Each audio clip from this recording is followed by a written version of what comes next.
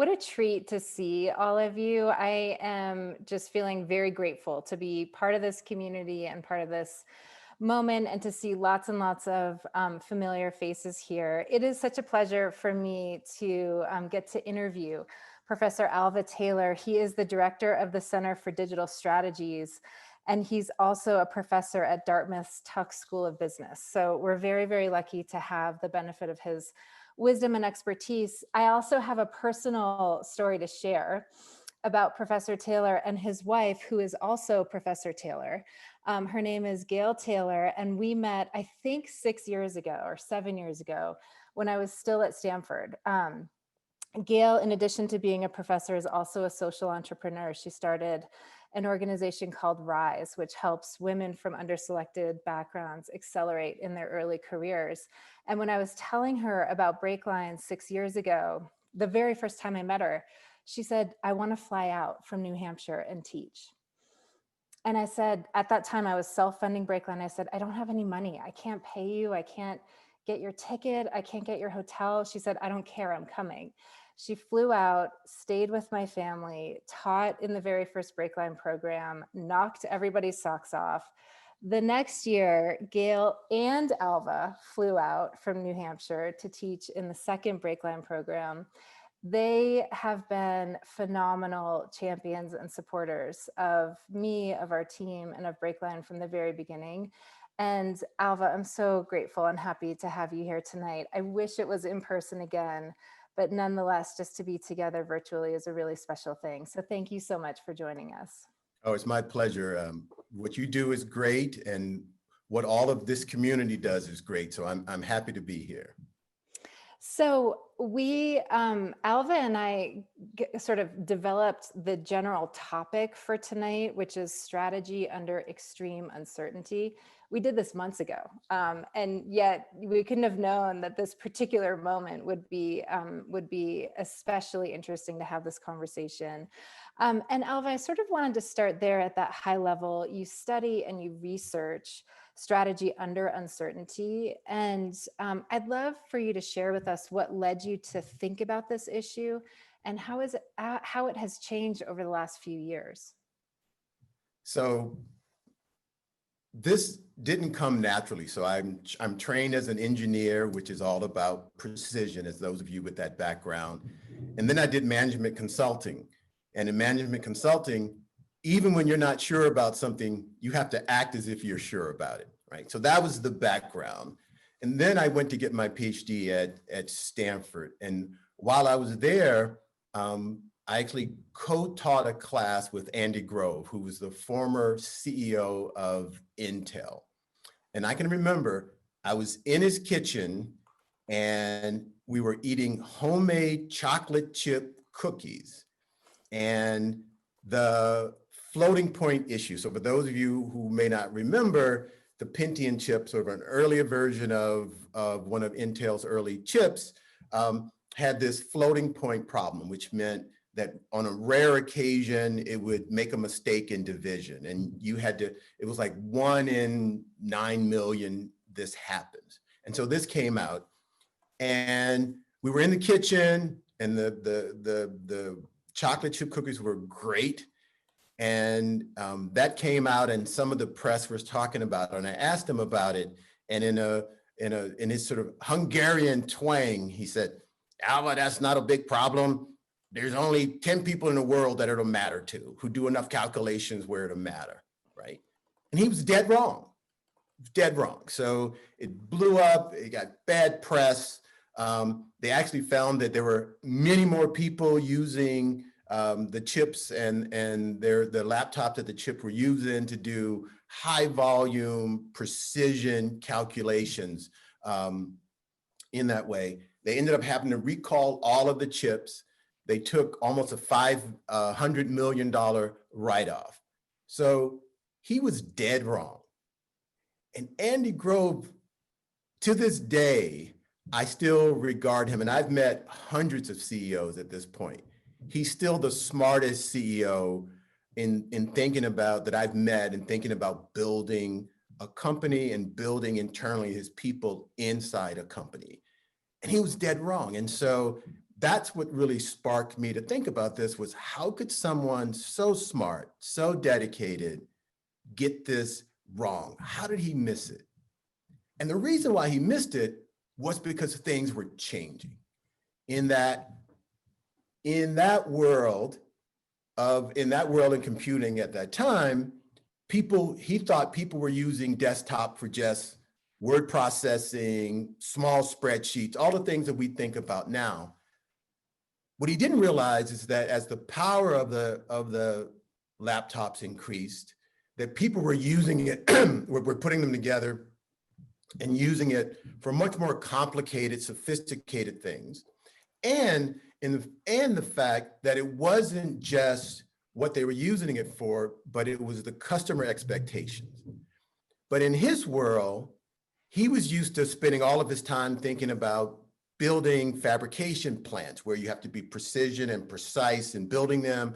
And they would build identical plants in Ireland, in the Bay Area. But here now he was facing speed of change. He was facing this level of uncertainty. And his decision process didn't quite match that. And that's what's been changing. What's been changing is we've always faced uncertainty. We've always faced these discontinuities. But the speed is increasing and the level of uncertainty is increasing. And we've seen this, all the time. And in some ways, it's like you have to be careful, right? It's like every parent thinks that their kids' music they listen to is horrible, right? And it's getting worse. And so every generation thinks they're facing the worst level of uncertainty. But all the data shows that our shocks are quicker. Technology has caused changes to be faster. I do work primarily in digital. The physical barriers to change aren't there in digital. And so you can build a company, tear down a company, you can change products, you can enter in new markets, you can change your business models digitally that you couldn't do when you were building brick and mortar plants in places or brick and mortar retail stores. And so the ability to change, the rate of change, and what's really pushing this is customers' expectations are changing. So customers, they expect you to be flexible. They expect you to respond to them. And all of that, it used to be just entrepreneurs had to have this skill set of dealing with uncertainty and fast change. That's not the case anymore. Every manager. And what's going to set you apart is your ability to handle these things.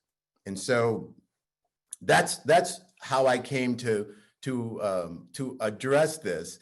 And sort of one anecdote that I also learned about this. So about 18 months later, so they went through the fiasco, he recalled them, all of this. And so I was walking on Stanford's campus, actually. So I was walking with him and I said, wow, your recovery from the floating point, that was a big deal.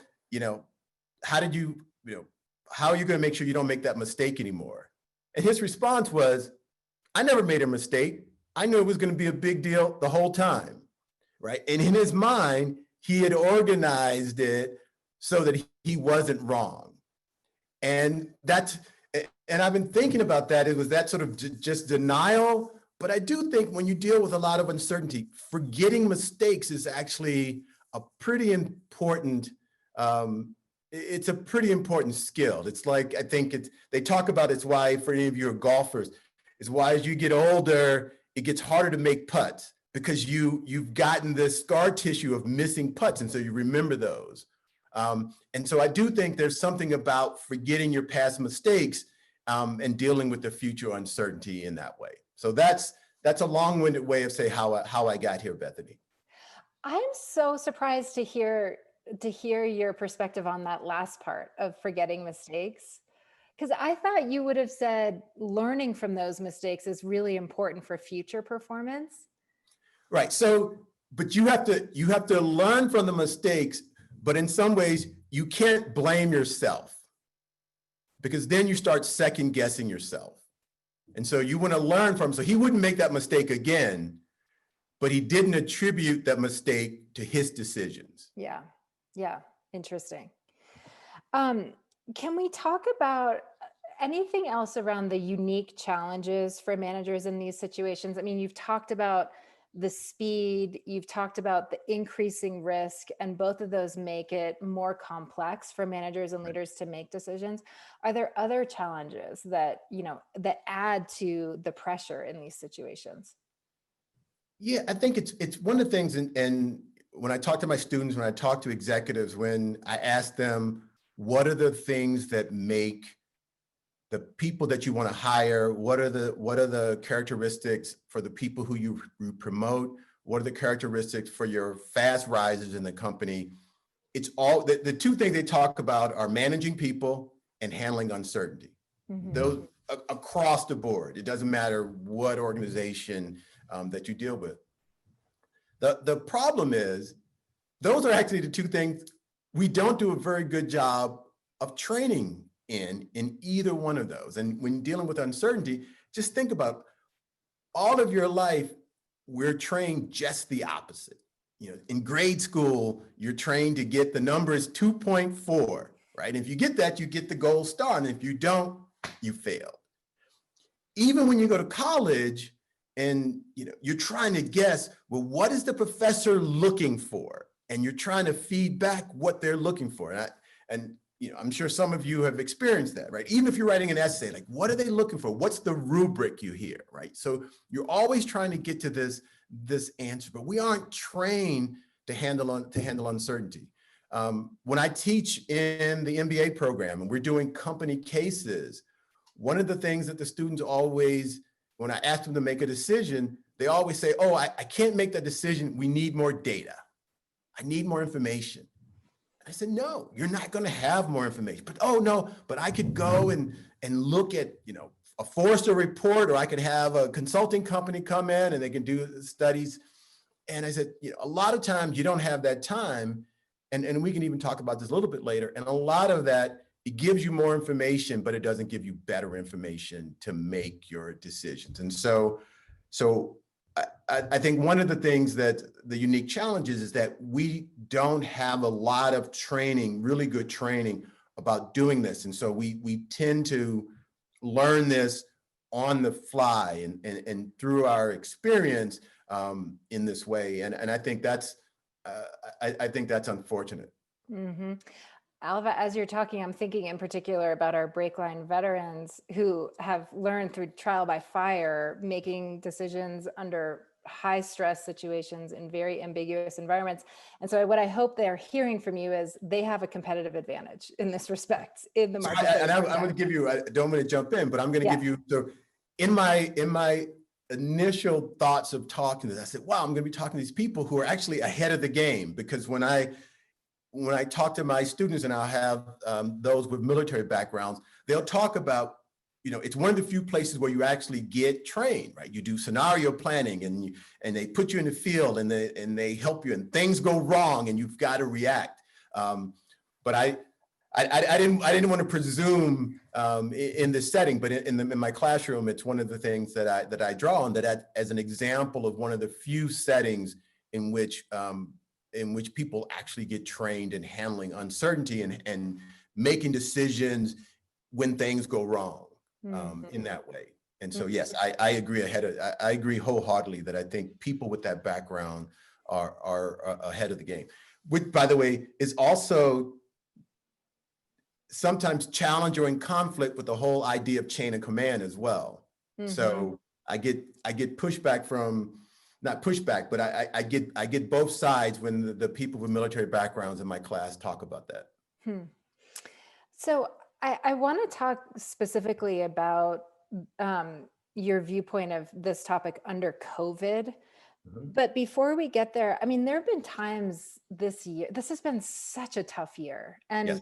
COVID is only one of the things that has been incredibly difficult about this year. But there were literally times that just felt like sheer survival.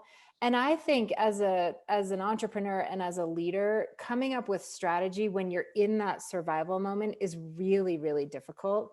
So I'd actually love to hear from you.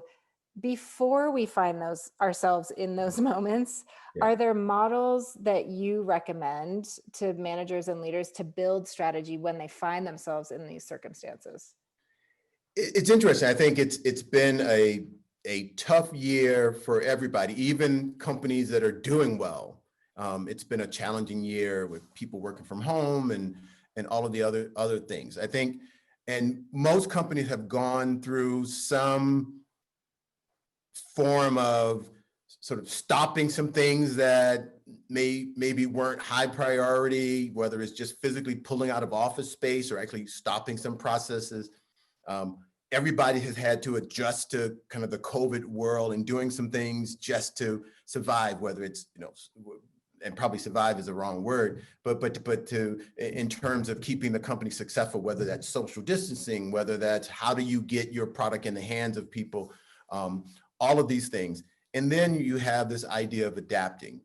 But as we think about adapting, the main lesson or advice I give the companies about adjusting in this time is that the more complex, unpredictable, uncertain the situation is, the simpler your decision model should be.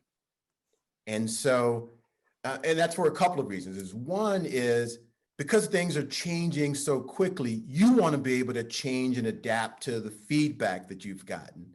The second thing is, as you tweak things, you want to be able to see how is it changing things. And the more complex, so if you've gotten, the dashboard and a decision-making model and it has, 50 variables, all of that, you could make something could change and you have no idea why it's changed.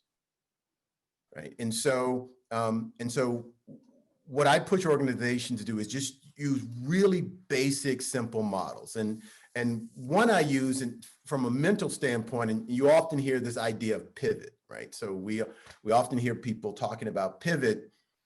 In situations of high uncertainty, I try to get organizations, again, it's more of a simple mental model. Rather than thinking about pivoting, think about just swiveling. And what I mean by swiveling, just think about when you're in your chair, and you're kind of swiveling about, you're not sort of moving where you are, but you're getting more information about what's going on. And so what makes a swivel different from a pivot, a swivel is not a bet your company. It's not those are pivots, right? It's not completely changing your business model, but it's trying things fast. So we're talking days and weeks. We're not talking months and years. It's trying things fast. It's using your current capability. So this isn't building a complete new way of doing things. Say, look, we do this well. Maybe we could apply that over here, apply that capability over here. Let's try it. Or monetization. Well, we're pay per this. We might want to think about a subscription model. How can we do it in one small segment or one small aspect without changing our complete business model to get feedback on how can we swivel just a little bit? And by the way, do it quickly and then use that data to make better decisions. And so that's the type of sort of simple business model. Again, think about swiveling and what I'll often do is I have them rules for companies to think about is, you've got to do it. It's got to be able to be quick. And again, quick differs depending on industry, but you want to be talking, weeks, not months in most cases. You want to be able to do something where you don't have to build completely new capabilities. And sometimes it means you can just partner with other people to do this. The key thing is whatever you do, you've got to get information back. You've got to get new feedback. And what I walked them through, I said, let's walk through if it goes this way or if it goes that way. By what you've done, are you better able to make decisions in the future? Do you have is it going to provide you with the information to make better decisions in the future? And if the answer is no, then that's not a swivel and that's not something, because you're trying to get yourself in this kind of fast changing environment. You want to be able to make better decisions in the future. And so it's not the bet your company, and it's really trying to get feedback from your customers. And so that's one big model. And at some point, I can give you some examples of a company or companies that has done some things like that. The other mental model that I help companies think through, many of you, if not all of you, have heard about design thinking, where you go from observation to problem framing to the ideation, and then you go prototyping and then testing. What I push, and I think the real magic, when people think about design thinking, they often get really focused on the ideation part, because that's the fun part, right? You're drawing stuff on the walls and you're putting things up.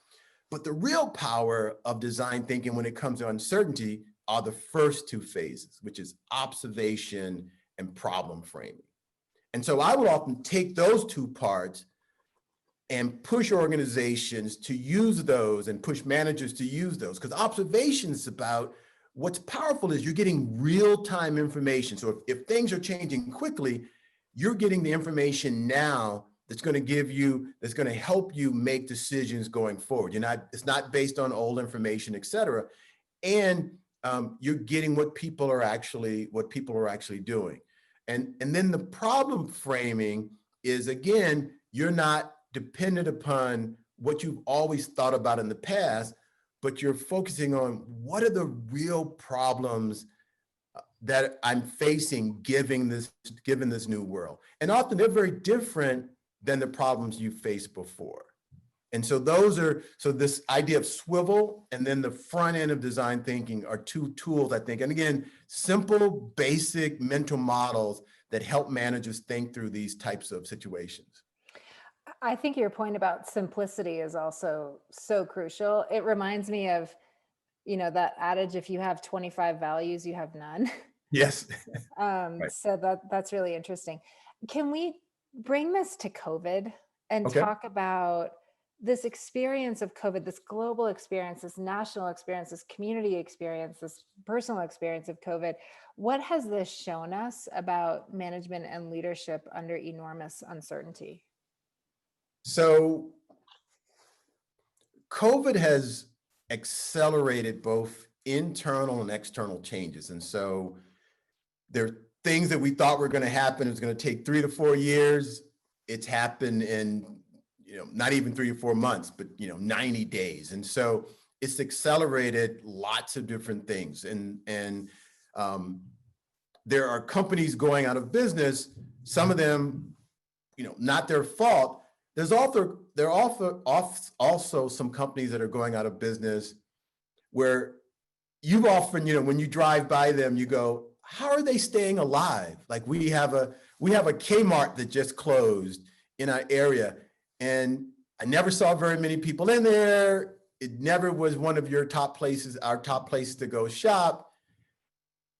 And you always wondered, like, why is it still open? How does it survive? And so there's been some of that pressure as well in that way. So it's accelerated lots of things. It stress tests lots of business models in companies.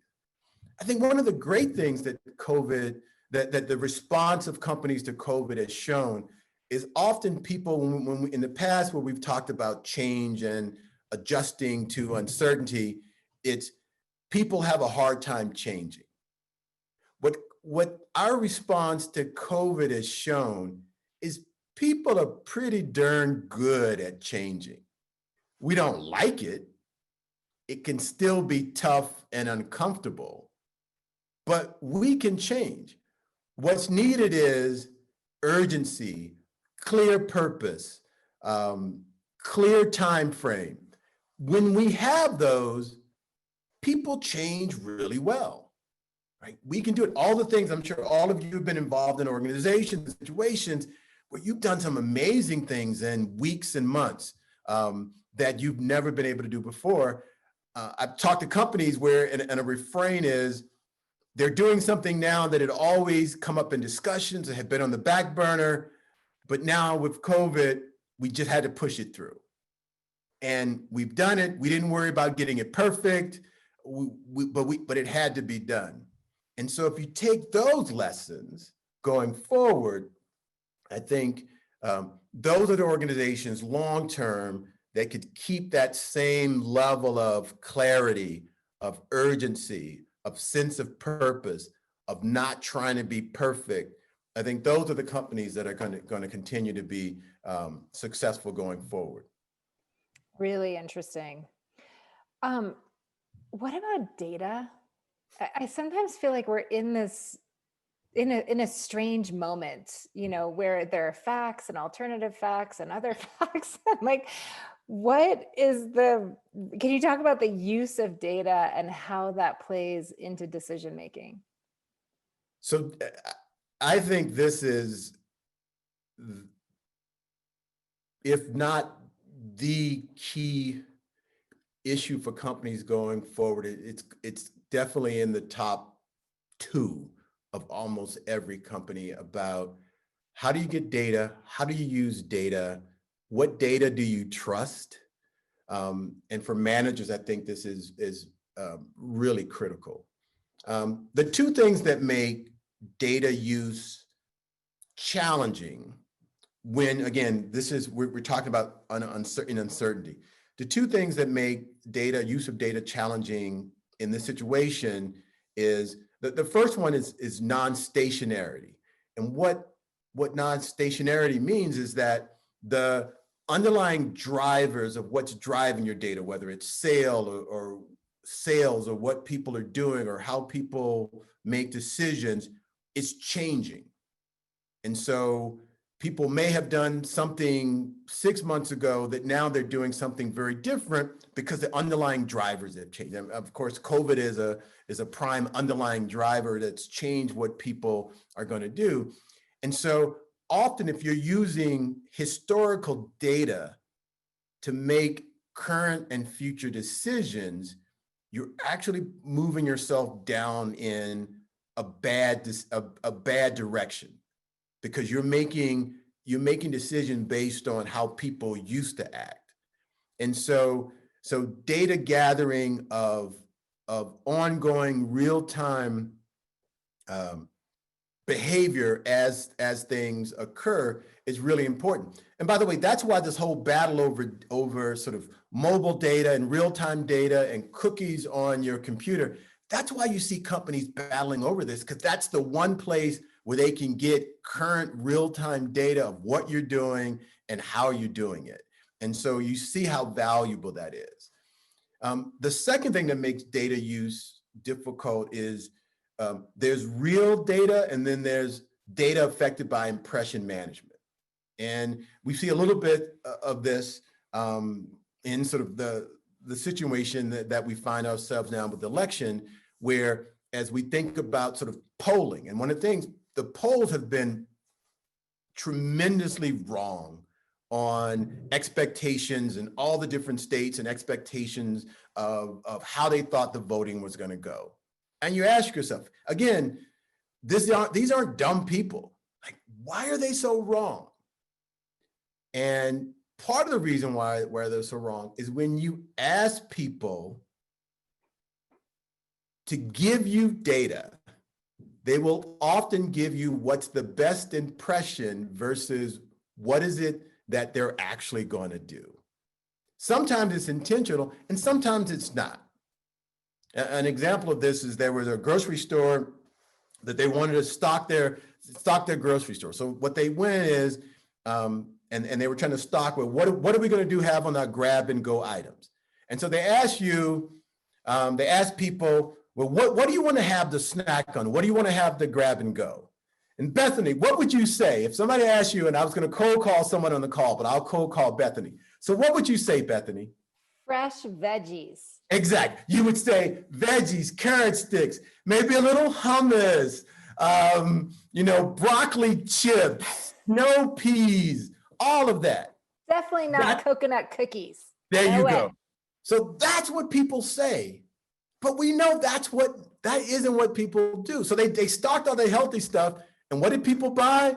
Cookies, potato chips, M&Ms, candy. Like that's what they snacked on.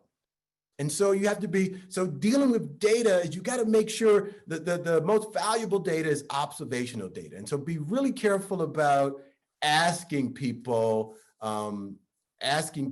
rather than getting sort of real data in that way.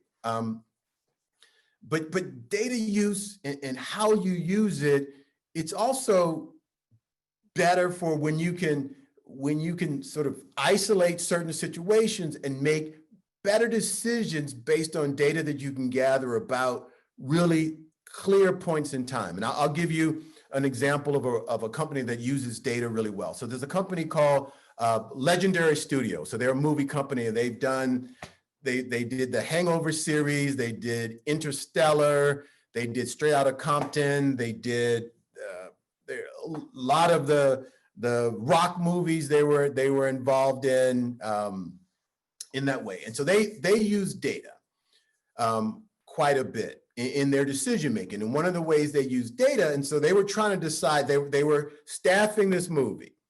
And so they were trying to decide between casting Gary Oldman, who he's like Commissioner Gordon in one of the early Batman movies. I think he has an Oscar, I'm not sure, but a well-regarded actor, and Willem Dafoe. And I think Willem Dafoe also, he has an Oscar. I think he played like the Green Goblin in one of the Marvel movies, but he's been in a lot of movies. Again, another well-regarded actors. And in fact, if you look at their pictures if you just pulled up their pictures, they both have sort of the steely-eyed glare, right? In doing this. And so what Legendary does in thinking about some of their acting decisions is they look at the social metrics. So they go in and they said, how are the actors viewed? What are the sentiment? What are people saying about them? How are they rated in terms of attractiveness to different demographics, all of that.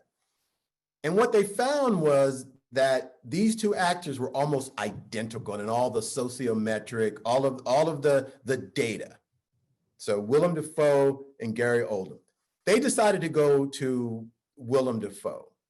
And so why do you think that was the case? As a professor, I want to cold call somebody. Why do you think they went with Willem Dafoe? Taj, I'm cold calling you. Why did they go to Willem Dafoe? I'm going to go with maybe he didn't look like he fit the role. You're too nice. You're too nice. But that's what we would think. Somebody else, basic. Why do you think they went with Willem Dafoe? Pat Ross, you're in the hot seat. Somebody was a fan of him. Somebody was a fan of him? That's how many staffing decisions are made. So you're dead on. That's not how this decision was made, but that's how a lot of decisions are made and what they're trying to get away from in using data. One last shot. Chris House, you're up. I don't know, proven record versus less proven record. Okay, so by the way, the answers you gave are exactly how historically the decisions are made, right? And so it's not that you're wrong. So those are actually how the decisions were made. On this one, it was really basic. They had two profiles of actors that on all their data were similar. It is really basic. Willem Dafoe wanted $1 million for the role. Gary Oldman asked for $3 million. Pat Ross, you called it. So who did they go with? They went with the $1 million because what they said was, and this is talking about sort of inputs to your business, right? That this input, in this case, choosing the actor, it's going to be very similar. So the performance of both of them, they're both going to bring gravitas to the role. They both are experienced actors. They both are really good. The reaction of the audience to them are going to be very similar. And so, but they saved themselves $2 million by using that data. And Legendary does all other things. So they put harnesses on people, and when they do early screenings to get people's heart rate, so they can see what scenes are people excited about, what scenes are people bored of. They have these preview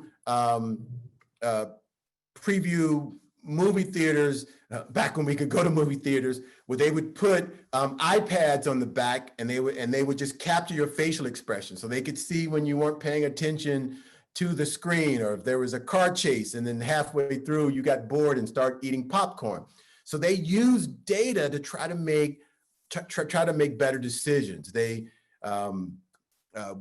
use data to think about what movies that they're going to fund.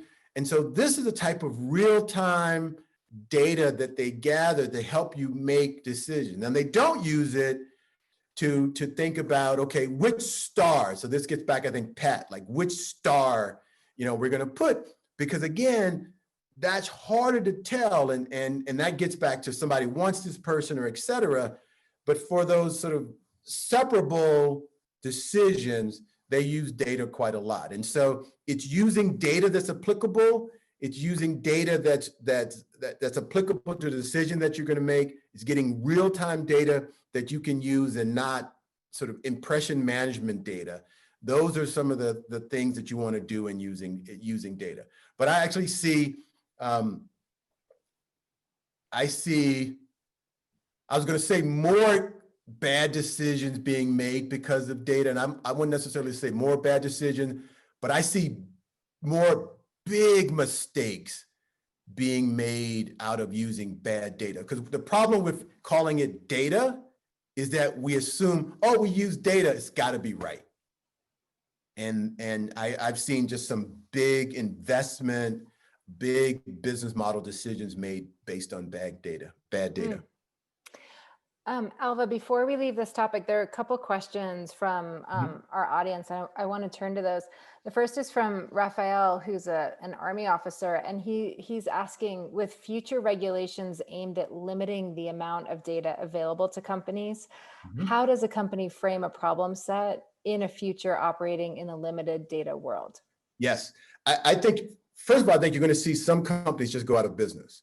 I think if some of the regulations come down with eliminates tracking, all of those things. There's some ad companies, for example, that are purely based on that. And I think you're going to see some of that go out of business, which is probably, not a huge, for the consumer, it's probably not such a bad thing. I think what you're going to see is that you're going to see broader, simpler models, more aggregate models. So because you're not going to be able to get the detailed data.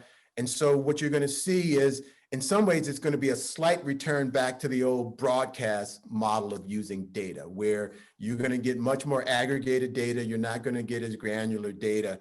And so you're going to see people making broader decisions. You're going to see people paying more, companies paying more to get access to real-time data. So rather than they're going to be bringing people together and they're going to be paying you, or they're going to be going to, whether they're Facebook groups or other types of groups, and they'll be paying those groups to get their if it's a group around pets, and they're thinking about coming up with pet supplies, they're going to go into that group and gather data from that group, but actually pay them. And pay can be, dollars, it can be free, dog food, whatever it is. But you're going to see more of that going on. But it's a great question, because I think you're going to, I think it's going to happen more and more, and you're going to see companies having to adjust significantly their business model because of that. Mm-hmm. And then another follow-up question here from Jaya, who says, MIT recently released the Synthetic Data Vault. What are your thoughts on using synthetic data along with historical data to derive decisions without compromising privacy and avoiding bias? Yeah, so I am not a super fan of both big data or synthetic data. I think if something is wrong in the data, it is very hard to figure out what it is. And I've talked with people who do tons of machine learning, who do tons of AI, and they use data, and they say, and all of them have said that if you use huge amounts of data, complex models to do it, they often don't know why something has happened. And they often can't tell if there's errors in the data until it's too late. Or I shouldn't say too late, but they often can't tell if there's data. And so I think there's pockets of use where that's important, but I think you have to be really careful in that. And maybe, in fact, I said this to my class last year, and I realized my students are getting younger and younger, because I said maybe because I was raised on the Skynet, being fearful of Skynet, and that's from Terminator. And then I realized half of my class had never seen Terminator. So Skynet is where the computers take over in the Terminator movie. So just for those of you who haven't seen the original one. Thank you, Alva. A couple more questions for me, and then I'm watching the questions coming in from the audience too. So we want to get to those as well. Can you talk about the key advice that you are giving executives regarding how to grow, which is just another word for how to succeed in uncertain times? Yeah. The biggest thing that I harp on is to make sure in an uncertain world, you're solving the real problem. And so a lot of times I'll see companies will do an amazing job. They'll work really hard. They'll be working around the clock and do a great job of solving the wrong problem. And sometimes the wrong problem is because it's not impactful. And sometimes it's the wrong problem because it doesn't fit your success. And this is a little bit of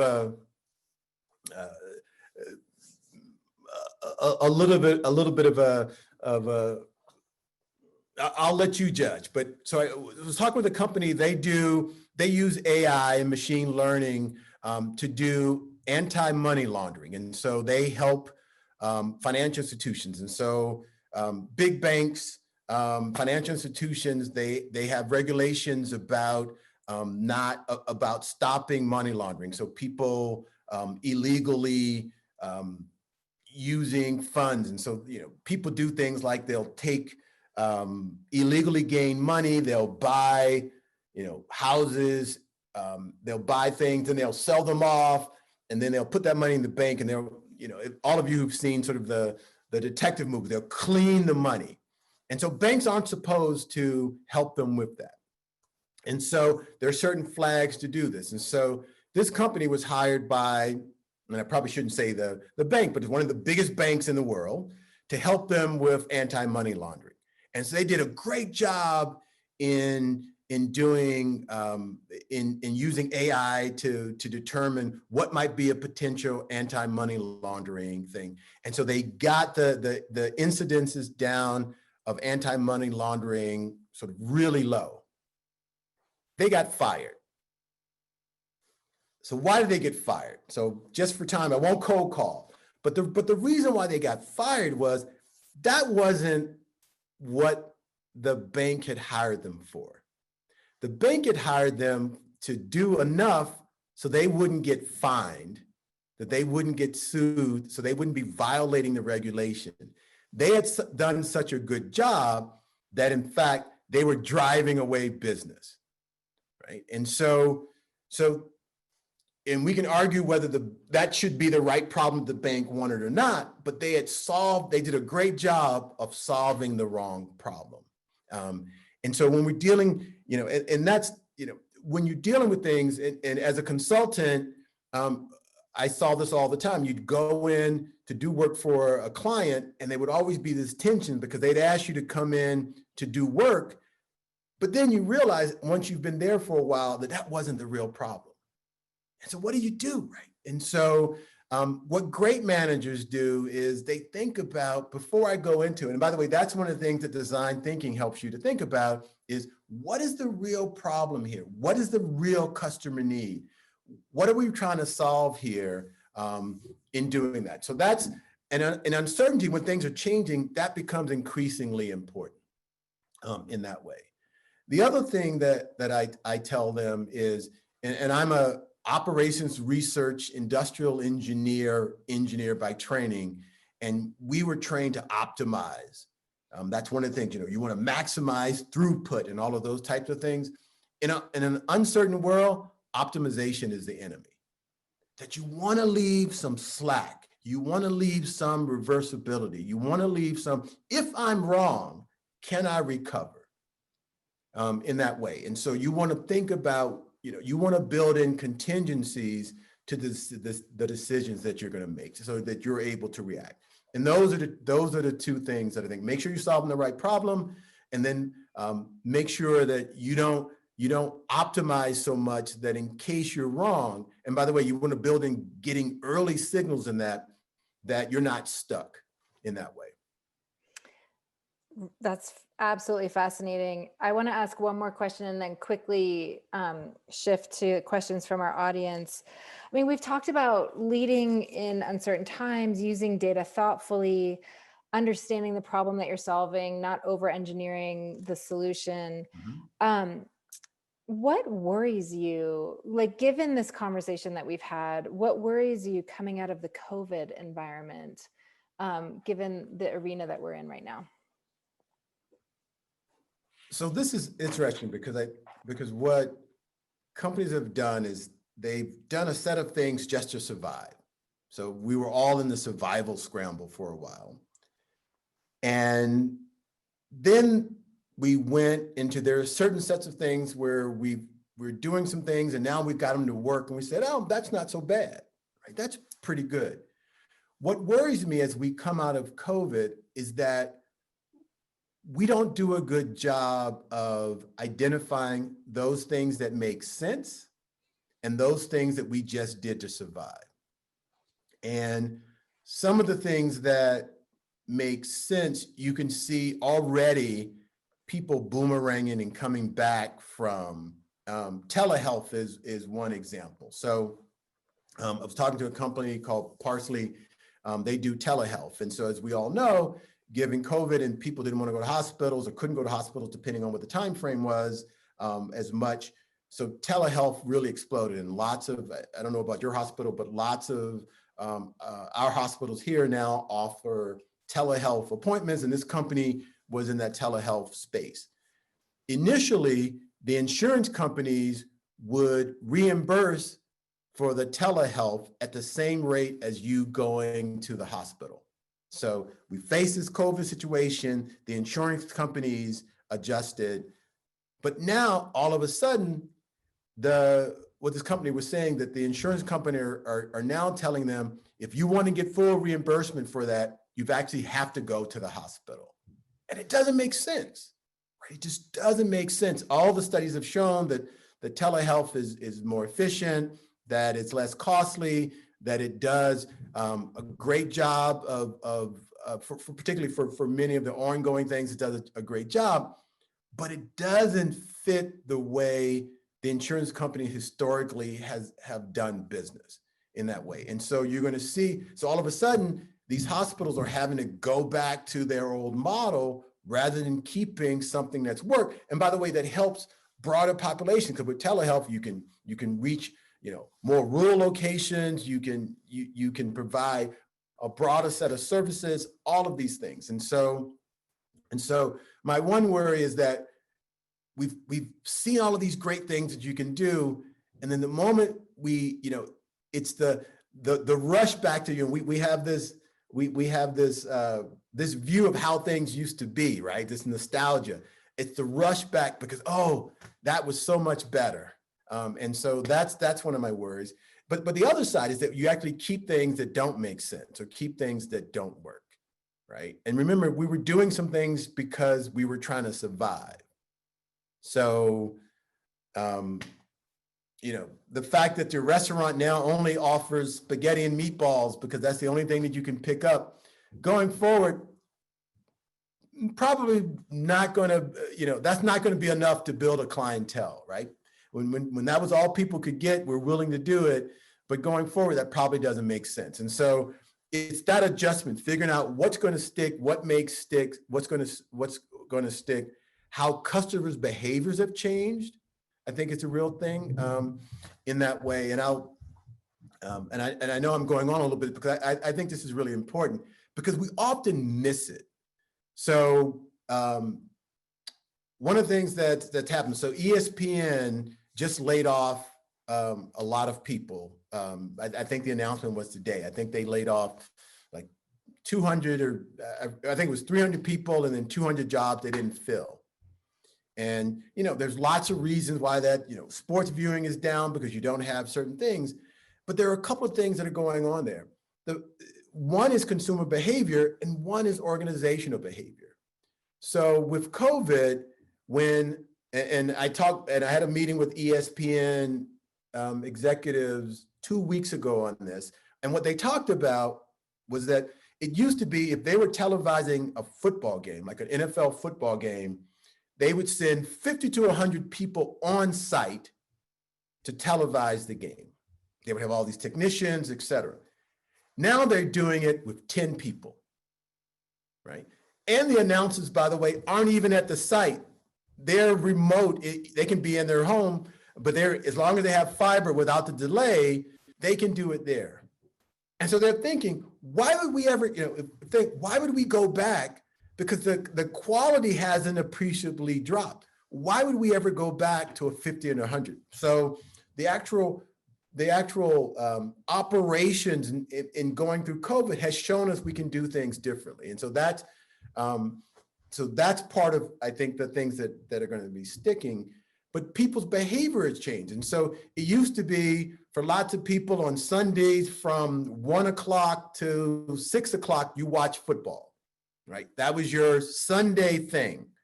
All of a sudden with COVID, there wasn't any football. So what do? Well, after we all tried to clean our houses and clean our closets out, we walked outside, we played with our kids, we biked. We said, wow, there's a whole other universe out here to do things on Sunday.